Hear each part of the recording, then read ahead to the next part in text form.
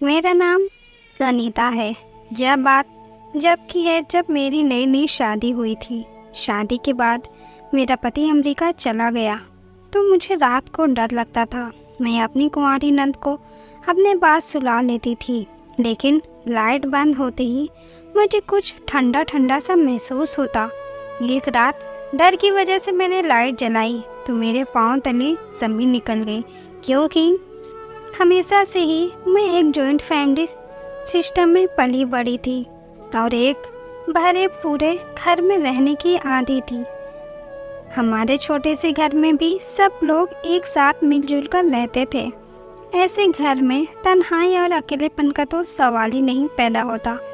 ऐसे में मैं विदा होकर एक बहुत बड़े बंगले में आ गई, जहां मेरे और मेरे पति के अलावा सिर्फ एक सास और नंद ही रहती थी। शादी के शुरू के दिनों में तो मुझे उस बंगले में वह महसूस होती थी, क्योंकि वहाँ हर वक्त एक खामोशी सी छाई रहती थी। मेरी नंद सुबह होते ही कॉलेज चली जाती और फिर दोपहर को वापस लौटती थी। मेरे साथ सारा दिन अपने कमरे को अंदर से बंद करके टीवी देखती रहती थी। और मेरा पति प्रदेश में कुछ दिनों के लिए वापस आया था। वह अपने दोस्तों से मुलाकातें करने में इतना व्यस्त था, क्योंकि उसकी वापसी के दिन करीब आ रहे थे। घर में 4 नौकरानियां भी मौजूद थी जो सारा दिन काम करती और फिर शाम को अपने घर को वापस लौट जाती थी। जब मेरी शादी अनिल से हो रही थी तो मेरे खानदान वाले मुझे बहुत खुशकिस्मत समझ रहे थे और कह रहे थे, तुम बहुत नसीब वाली हो जिसकी शादी अनिल जैसे लड़के से हो रही है। वह बहुत अच्छा काम करता है और उसका बहुत बड़ा घर है।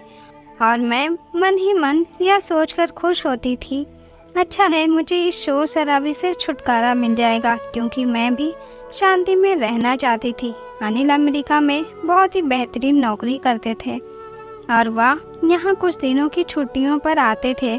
जब उनको मैं एक शादी में मिली थी, मुझे देखते ही उन्होंने मुझे पसंद कर लिया था और अपनी माँ से कहकर मेरे लिए घर पर रिश्ता भेज दिया था। अनिल के पास किसी चीज़ की कोई कमी नहीं थी। उनकी नौकरी भी बहुत अच्छी थी और ख़ानदान भी। वह खुद भी देखने में बहुत स्मार्ट और हैंडसम थे और वह बहुत खुश मिजाज और नरम दिल के इंसान थे। मेरे लिए मेरे पिता ने फ़ौरन ही रिश्ते के लिए हाँ कर दी। घर में मौजूद मेरे सारे ही कजिन मेरी खुदकिस्मती पर हैरान थे। मैं कोई बहुत खूबसूरत लड़की नहीं थी, लेकिन ना जाने अनिल को मुझ में ऐसी कौन सी बात नज़र आ गई कि वह पहले ही नज़र में मुझ पर अपना दिल हार बैठे थे। एक छोटी सी रस्म के बाद हम दोनों की शादी 1 महीने के अंदर ही हो गई। दोनों परिवार की हर एक बात पर राज़ी हो गए थे, इसलिए शादी जल्दी करने में किसी को भी परेशानी नहीं थी। वह कहते हैं ना, पैसा फेंक तमाशा देख। बिल्कुल ऐसे ही मेरे पिता ने भी पैसे के बल पर सारे इंतज़ाम जल्दी जल्दी कर लिए थे और मेरे माता पिता ने दिल खोल कर मेरी शादी की और पैसा पानी की तरह बहा दिया। अनिल भी अपने माँ बाप का इकलौता बेटा था, इसलिए उन्होंने भी शादी की तैयारियों में कोई कसर नहीं छोड़ी थी और मेरे लिए एक से बढ़कर एक कपड़े और जेवर लेकर आए थे। अपने बारात वाले दिन मैं दुल्हन बनी, बहुत ही अच्छी लग रही थी। फेरों के बाद जब अनिल और मुझे एक साथ बिठाया गया तो हर किसी ने ही हमारी जोड़ी की तारीफ की और कहा चांद सूरज की जोड़ी है और बहुत ही दुआएं भी दी। मैं विदा होकर अनिल के घर आई तो इतना बड़ा बंगला देखकर हैरान रह गई। मेरा और अनिल का कमरा ही आगे घर के बराबर था। कमरे को असली फूलों से सजाया गया था और कीमती फर्नीचर से उसे कमरे में अलग ही रौनक आ रही थी। लेकिन इन सब से भी कहीं ज़्यादा कीमती चीज़ जो मेरे नज़दीक बहुत ही खास थी, वह अनिल की मोहब्बत थी। शादी की रात अनिल ने मुझे अपनी मोहब्बत का बहुत ही बेचैन शब्दों में इजहार किया था। मैं हैरान रह गई थी कि वह मुझे इस कदर मोहब्बत करता था। अनिल के शब्दों में मेरे लिए तो इतनी इज्जत थी। वह मेरी आने वाली ज़िंदगी का सहारा थी। शादी के बाद अनिल के पास 1 महीने की छुट्टियां थी। और एक हफ्ता तो उन्होंने पूरी तरह मेरे साथ ही गुजारा था। यह एक हफ्ता किस तरह गुजर गया मुझे पता ही नहीं चला। ऐसा लग रहा था जैसे कल ही तो हमारी शादी हुई है। अनिल हर वक्त मुझे अपनी मोहब्बत का इजहार करते और मेरी मोहब्बत के गुण गाते। एक हफ्ते बाद अनिल कहने लगे कि वह अपने रिश्तेदारों और दोस्तों से मुझे मिलवाना चाहते हैं, क्योंकि फिर वह 2 साल के लिए अमेरिका चले जाएंगे। इस वक्त मुझे एहसास हुआ कि मैं और अनिल कुछ ही वक्त के लिए साथ हैं और फिर हमारे दरमियान जुदाई आने वाली है। अनिल के जाने का सोचकर मैं घबरा गई थी। मेरी सास और नंद ने मुझे ज़्यादा वक्त नहीं दिया था, बल्कि उन्होंने मुझे और अनिल को एक साथ वक्त गुजारने का मौका दिया था। यह उनकी बहुत बड़ी अच्छी बात थी, जबकि उनका बेटा भी इतने सालों में घर वापस आया था। उनका भी मन होता होगा उसके साथ समय बिताने का, लेकिन उन्होंने ज़्यादातर हम दोनों को ही एक दूसरे के साथ समय बिताने का मौका दिया। सारा समय अनिल के साथ ही होती थी, इसलिए मुझे अपनी नंद से दोस्ती करने का मौका भी नहीं मिला। वैसे भी वह अपनी पढ़ाई में बहुत बिजी रहती थी और मैं यह सोचकर ही परेशान हो रही थी कि अनिल के जाने के बाद मैं इतने बड़े घर में क्या करूँगी। अनिल सुबह होते ही अपने दोस्तों के साथ निकल जाते और मैं सारा दिन बंगले में यहाँ से वहाँ फिरती रहती थी। थोड़े ही दिनों में मैं जान गई थी कि मेरी सास को अकेले बैठकर टीवी देखने का बहुत ही शौक था। वह सारा दिन तेज़ आवाज़ में टीवी देखती थी। दिन बहुत ही तेज़ी से गुजर रहे थे और अनिल के वापस जाने का समय करीब आ गया था। अनिल के बगैर रहने का सोच कर ही मैं कांप जाती थी और अनिल मुझे समझा रहे थे कि वह जल्दी मुझे भी अपने पास बुला लेंगे। मुझे अनिल की उस बात पर बिल्कुल यकीन नहीं आता था, क्योंकि प्रदेश में रहने वाले लोग अपनी पत्नियों को अपने माँ बाप के हवाले ही छोड़ देते हैं। मुझे भी यही लगता था कि अनिल कभी मुझे अपने पास नहीं बुलाएंगे। अब अनिल के जाने का वक्त आ गया था। जब मैं अपनी सास और नंद के साथ घर वापस आ रही थी तो मेरी आंखों में नमी थी। मेरी सास ने मेरी उदासी को महसूस करते हुए कहा, अनीता, कुछ दिनों के लिए तुम अपने मायके चली जाओ, वहाँ तुम्हारा दिल लग जाएगा। अपने सास की बात सुनकर मैं बहुत खुश हो गई थी। ऐसा सोच तो मैं भी रही थी, लेकिन कहने की हिम्मत नहीं हुई थी कि मेरी सास या ना सोचेगी। अपने पति के जाते ही मैं मायके की तरफ दौड़ गई। मेरी सास ने खुद ही ड्राइवर को कहकर गाड़ी का रुख मेरे मायके की तरफ मुड़वा दिया। अपने घर आकर मैं बहुत खुश थी और अपने कमरे के साथ मेरा दिल लग गया था। अनिल ने भी अमेरिका पहुंचते ही सबसे पहले मुझे फ़ोन किया था और इस बात का यकीन दिलाया था जल्दी से वह मुझे अमेरिका बुला लेंगे। वह कह रहे थे कि उनके लिए भी मेरे बिना एक पल को गुजारना मुमकिन नहीं रहा। उनसे भी अब मेरे बिना नहीं रहा जा रहा था। मुझे इस तरह मोहब्बत से मुझसे कह रहे थे। मुझे यकीन आने लगा था कि जल्द ही मैं भी कुछ समय बाद उनके साथ होंगी। मुझे मायके में रहते हुए 1 हफ्ता हो चुका था और मेरी माँ चाहती थी कि अब मैं वापस अपनी ससुराल चली जाऊँ। वह बार बार कह रही थी कि अगर तुम्हारी सास ने तुम्हें खुशी खुशी यहाँ छोड़ दिया, इसका हरगिज़ मतलब नहीं है कि तुम मायके में ही रहने लगो, तुम्हें वापस अपने घर जाना होगा। माँ की बातें सुनकर मेरा मुंह लटक गया था। मेरे ससुराल में कोई भी नहीं था, मैं वहाँ सारा वक्त अकेले क्या करती, लेकिन माँ मेरी यह बात समझने को तैयार नहीं थी। मजबूरन मैंने अपने पिता से कहा कि रात को वह मुझे मेरी ससुराल छोड़ आए और मैं अपने पिता के साथ वापस अपने ससुराल आ गई। सारा बंगला खाली पड़ा हुआ था। मेरी सास और नंद अपने अपने कमरे में थी। मैंने अपनी सास के कमरे में जाकर उन्हें अपने आने के बारे में बताया तो वह मुझे देखकर खुश हो गई और कहने लगी, क्या अभी तुम जाओ और सो जाओ, सुबह नाश्ते के टेबल पर मिलते हैं। वह तो टीवी में कोई फिल्म देखने में पूरी तरह से मगन थी और उन्हें मुझ में कोई दिलचस्पी नहीं लग रही थी। मैं एक नज़र उन पर डालकर उनके कमरे से बाहर निकल आई और अपने कमरे में बैठ गई। लेकिन थोड़ी ही देर में मेरा दिल अजीब सा होने लगा। घर में छाया हुआ सन्नाटा मुझे वह सपना लग रहा था। अकेले ही अकेले मुझे डर लग रहा था। मैं अकेली थी और आज मुझे पता चला कि मुझे अकेलेपन से डर लगता है। मेरे मायके में तो अपने कमरे में बैठकर ही बाहर से आने वाली आवाज़ों से मेरी जान नहीं छूटती थी। कभी मेरे भाई बहनों का झगड़ा हो रहा था तो कभी चाचा हंस हंस कर चाची को दिन भर किस्सा सुना रहे होते थे। वह आवाज़ें जो कभी मुझे परेशान करती थी, आज मुझे उन आवाज़ों की कमी महसूस हो रही थी। लड़की के लिए अपना घर बार छोड़ना कितना मुश्किल होता है, इस बात का अंदाज़ा शायद कोई मर्द कभी नहीं समझ सकता। मेरी आंखों में आंसू आ रहे थे और मैं अकेले ही अकेले रो रही थी। मुझे अपना घर और अपने परिवार की बहुत याद सता रही थी। कुछ देर तो मैं यहाँ से वहाँ टहलकर खुद पर काबू पाने की कोशिश करने लगी, लेकिन उसके बाद ये ख्वाब से मुझ पर हावी हो गया और मेरे लिए अपने कमरे में रुकना मुश्किल हो गया। सर्दियाँ के दिन थे, लेकिन डर के मारे मेरा शरीर पसीना पसीना हो रहा था।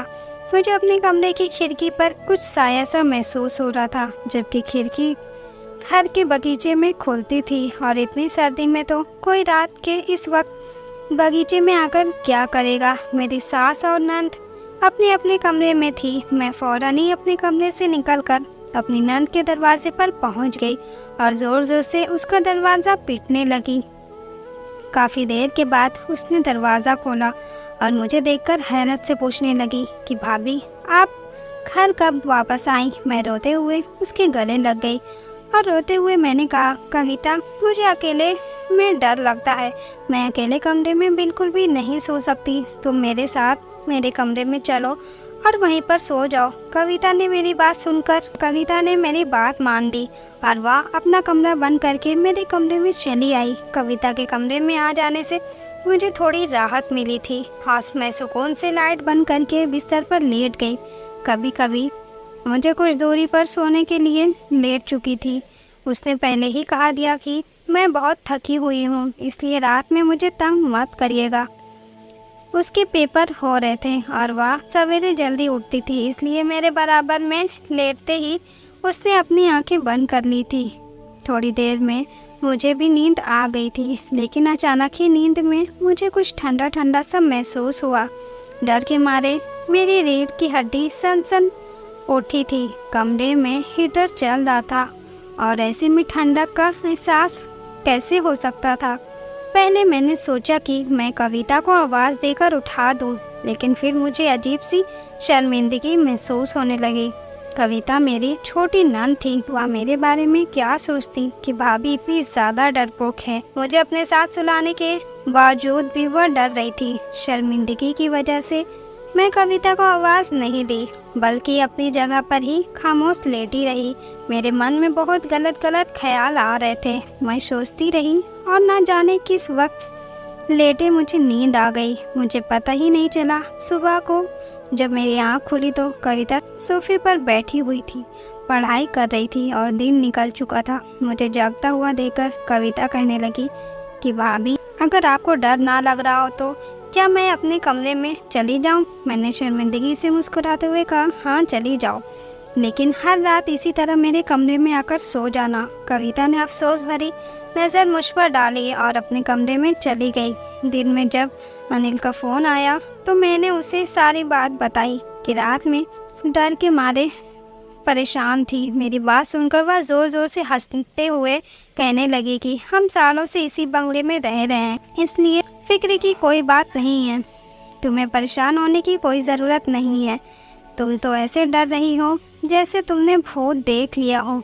अनिल मुझसे मिलने के लिए बेकरार थे कि जल्दी सारा बंदोबस्त हो जाएगा और फिर हम एक साथ होंगे। कुछ देर बातचीत करने के बाद अनिल ने फ़ोन बंद कर दिया।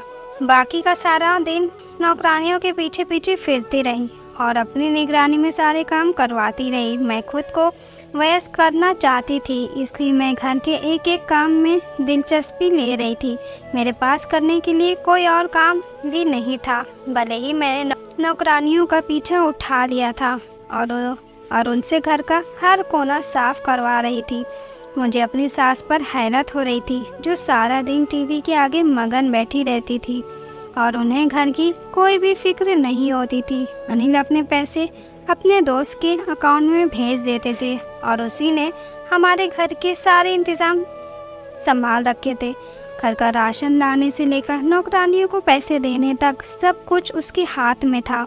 शुरू में तो मैं इस बात पर बहुत हैरान थी कि अगर आदमी हमारे घर का इंतज़ाम चला रहा है, लेकिन धीरे धीरे मुझे एहसास हो गया कि अनिल की माँ को न ही घर के बारे में कुछ मालूम था और न ही वह उसके काबिल थी कि पैसे संभाल कर रखती और घर चलाती।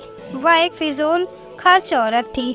उनके हाथ में जितना पैसा आता वह सब उड़ा देती थी। कविता हर रात मेरे साथ सोने के लिए चली आई, लेकिन जैसे ही मैं लाइट बंद करके सोने लगती मुझे कुछ ठंडा ठंडा सा एहसास होता और इसके बाद मुझे बहुत देर तक नींद भी नहीं आती। एक दिन मैं कविता से हिम्मत करके पूछ ही लिया, क्या तुम्हें भी रात को ठंडा ठंडा सा एहसास होता है? मेरी बात सुनकर कविता खामोश हो गई थी, लेकिन मेरे दिल में एक अजीब सी हलचल मची हुई थी। इतना तो मुझे यकीन था कि मुझे किसी भी तरह का वहाँ कोई वहम नहीं हुआ था, बल्कि कोई ना कोई ऐसी चीज़ ज़रूर थी जिसकी वजह से मुझे ठंडक महसूस होती थी।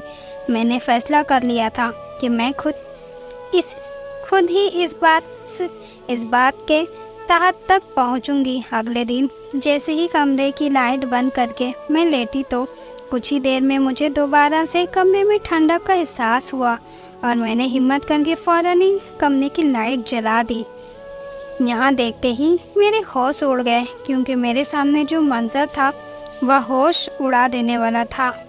मेरे कमरे की वह खिड़की जो बगीचे की तरफ खुलती थी वह खुली हुई थी और एक साया सा मुझे नज़र आ रहा था, जबकि मुझे अच्छी तरह से याद था कि मैं सोने से पहले इस खिड़की को बंद कर दिया था। मैंने फ़ौरन बिस्तर पर लेटी हुई अपनी नंद की तरफ देखा तो मैं हैरान रह गई, क्योंकि कभी कभी अपने बिस्तर पर मौजूद नहीं थी।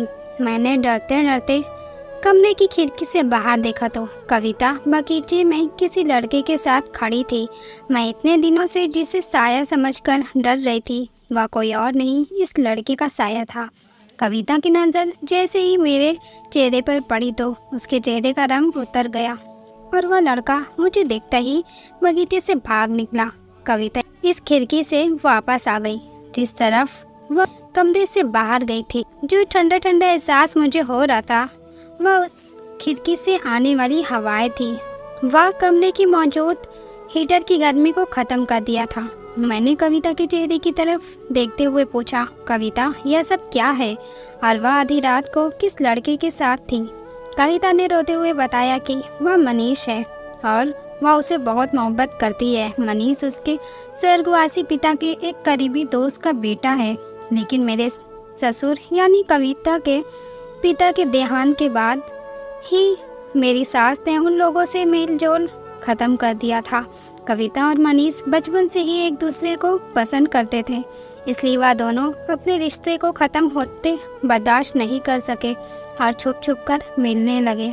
कविता और मनीष सारी ज़िंदगी एक दूसरे के साथ गुजारना चाहते थे, लेकिन बड़ों के फैसलों के बेहद चढ़ गए कि कविता बता रही थी कि कुछ वक्त पहले मेरी सास को कविता की मोहब्बत के बारे में पता चल गया था और उन्होंने कविता को सख्ती से मना कर दिया था कि वह कभी भी मनीष से नहीं मिले और ना ही कभी उसकी शक्ल देखेगी। जब अनिल शहर से बाहर नहीं गए थे तब मेरी सास की हालत भी बहुत कमज़ोर थी और वह भी सब की तरह एक आम मिडिल क्लास औरत थी। फिर कविता के पिता का देहांत हो गया तो उनके हालात और भी ज़्यादा ख़राब हो गए। कविता के पिता और अनिल के पिता दोनों ही बहुत पक्की दोस्ती थी। काम की कुछ सिलसिले को लेकर दोनों की दोस्ती में दरार पड़ गई थी। तभी से ही उनके दोस्ती में फूट पड़ गई और दोनों परिवार का मेल जोल भी ख़त्म हो गया। कविता की माँ मनीष के पिता से नफरत करने लगी थी। जब उन्हें कविता के बारे में पता चला तभी उन्होंने कविता से साफ इनकार कर दिया था कि कभी भी मनीष के बारे में मत सोचना, वहाँ तुम्हारी शादी नहीं हो पाएगी। मेरी सास ने लोगों के घरों में काम काज किया और अनिल एक एक वक्त में दो नौकरियाँ करने लगे अनिल ने दिन रात मेहनत की और नौकरियां करने के साथ साथ अपनी पढ़ाई भी जारी रखी। किस्मत ने पलटा खाया और अनिल का एडमिशन अमेरिका में हो गया। यूनिवर्सिटी में स्कॉलरशिप पर अनिल की मेहनत और लगन को देखते हुए अनिल के यूनिवर्सिटी ने सारा खर्चा उठाया, तो मेरी सास ने भी अनिल को नहीं रोका और हिम्मत करके उन्हें बाहर भेज दिया। मैंने अमेरिका में पढ़ाई के साथ साथ छोटी मोटी नौकरी भी शुरू कर दी और वहीं से मेरे ससुराल के हालात बदलने शुरू हो गए। लेकिन अपने हालातों और दुखों की मेरी सास ने जिस तरह मेहनत करके अपने बच्चों को पढ़ाया और गुजारा किया, उनकी मेहनत रंग ले आई थी। उन्होंने खुद को हर चीज़ से दूर कर लिया था और कमरे की हद तक ही रहती थी। वह अपना सारा वक्त टीवी देखने में ही गुजार देती थी। अनिल की डिग्री भी पूरी हुई तो उनको अमेरिका में ही बहुत अच्छी नौकरी मिल गई और मेरी सास ने भी उन्हें यह सोचकर वापस नहीं बुलाया कि यहाँ उनके लिए कुछ नहीं रखा है। जो अनिल के रिश्तेदार थे वह भी उनके साथ नहीं देते थे, लेकिन पैसा देकर वापस आ गए थे। मेरी सास ने किसी को दोबारा अपनी ज़िंदगी में आने की इजाज़त नहीं दी थी, लेकिन इस समय मनीष और कविता का रिश्ता मिल गया था। कविता ने मुझे हर एक छोटी से छोटी बात बताई और वह मेरे पास बैठी रो रही थी, क्योंकि उसके लिए मनीष के बिना ज़िंदगी गुजारना बहुत ही मुश्किल हो गया था। मेरी सास किसी हाल में भी उसकी और मनीष की शादी नहीं करने वाली थी। अनिल को कविता और मनीष के बारे में कुछ भी नहीं पता था। यह सुनकर मैंने कविता से कहा, तुम परेशान मत हो, मैं अनिल से बात करूंगी। वह एक पढ़े लिखे समझदार इंसान है और मुझे यकीन है कि वह ज़रूर तुम्हारा साथ देंगे, क्योंकि पुरानी बातों से लेकर अपने आने वाले कल के फैसले नहीं कर सकते। मैंने कविता को दिलासा देते हुए समझाया। फिर हम दोनों सोने के लिए लेट गए। तभी से ही मुझे अनिल के फ़ोन आने का इंतज़ार था। मैं चाहती थी कि उसकी बहन अपनी ज़िंदगी की वह सारी खुशियाँ देखे जिन्हें वह आपके ना होने की वजह से नहीं देख पाई। अगले ही दिन मैंने अनिल को फ़ोन पर सारी हकीकत बता दी, जिसे सुनकर वह हैरान रह गए, क्योंकि कविता ने कभी उनसे इस बारे में कोई बात नहीं की थी। अनिल ने मुझे बताया कि मनीष बहुत ही अच्छा और नेक लड़का है। अनिल जब भी हिंदुस्तान वापस आते हैं मोहन से मिलने के लिए ज़रूर आता है और पुरानी किसी भी बात का जिक्र हमारे बीच नहीं होता है। ज़रूरी नहीं कि माँ बाप की गलतियों का बोझ उनके औलाद को भी उठाना पड़े। और मनीष और कविता एक दूसरे से मोहब्बत करते हैं तो इस रिश्ते में कोई रुकावट नहीं आ सकती। मनीष एक मेहनती और खुददार लड़का है और वह कविता को हमेशा खुश रखेगा। अनिल की बात सुनकर मैं खुश हो गई थी। उन्होंने वाकई एक पढ़े लिखे और समझदार भाई होने का सबूत दिया था। वह कह रहे थे कि मेरी माँ लोगों की रवैया और उनके साथ हुई जातियों की वजह से वह इस तरह से दिखती हैं, लेकिन वह अंदर से बहुत ही नर्म दिल वाली इंसान है। उन्होंने कहा कि वह खुद अपनी माँ से बात करेंगे और उनकी माँ कभी अपने बच्चों की खुशियों के खिलाफ नहीं जाएंगी। कुछ दिनों बाद अनिल ने अपनी माँ को मनीष और कविता के रिश्ते के लिए मना लिया।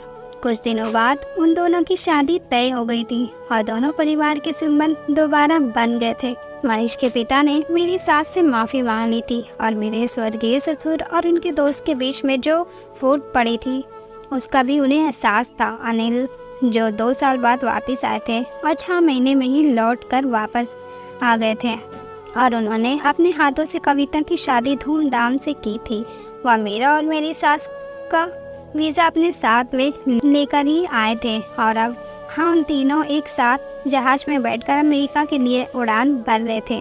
कभी कभी मैं सोचती कि न जाने मैंने ऐसा कौन सा पुण्य किया था जो अनिल मेरी ज़िंदगी का हिस्सा बन गए। वह एक पढ़े लिखे और काबिल इंसान थे जिनको रिश्तों की कदर करना आता था और मेरे लिए दौलत और पैसों से कहीं ज़्यादा हम यही बात थी कि अनिल ने रिश्तों को बहुत अच्छे से निभाना सीखा। ज़िंदगी बहुत छोटी है। कल की बातों को लेकर आज और आने वाली कल के फैसले करना इंसान की बेवकूफ़ी है। जो कुछ बड़ों ने कर दिया उसको बच्चों की ज़िंदगियों में जोड़ना यह कहाँ का इंसाफ है। मैं यही कहना चाहूँगी कि अपने बच्चों को रिश्तों का एहसास करना सिखाएं और रिश्तों को निभाते रहें। जो कुछ मुझे भी हर रिश्ते का एहसास इस वक्त हुआ जब मैं जॉइंट फैमिली से निकलकर उस घर में अकेली हो गई, तब जाकर मुझे एहसास हुआ कि एकजुट होकर रहने में जो मज़ा है वह अकेले रहने में नहीं। दोस्तों, अगर वीडियो अच्छा लगा तो लाइक करके सब्सक्राइब करें और सब्सक्राइब करना ना भूलें। धन्यवाद।